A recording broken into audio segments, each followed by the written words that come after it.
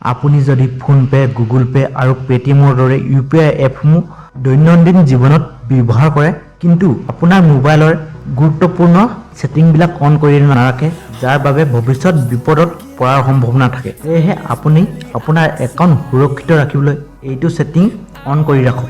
আপুনি আপোনাৰ মোবাইলৰ সেটিং খোলক। সেটিঙত গৈ গুগল অপশ্যনত বাছনি কৰক।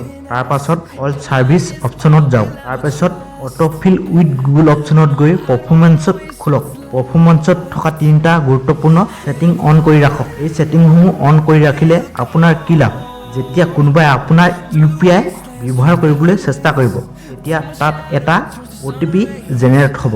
এই OTP অবিহনে কোনো ব্যক্তিয়ে আপোনাৰ একাউণ্ট ব্যৱহাৰ কৰিব নোৱাৰিব। ফলস্বৰূপে আপোনাৰ টকা আৰু ব্যক্তিগত তথ্য অধিক সুৰক্ষিত হৈ থাকিব। ডিজিটেল যুগত সতৰ্কতা অত্যন্ত প্ৰয়োজন। এই ভিডিঅ'টো আপোনাৰ ভাল লাগিলে আপোনাৰ পৰিয়ালবৰ্গ, বন্ধু-বান্ধৱীলৈ শ্বেয়াৰ কৰক, যাতে সকলোৱে এনে ধৰণৰ তথ্যসমূহ আগতীয়াকৈ পাই থাকে।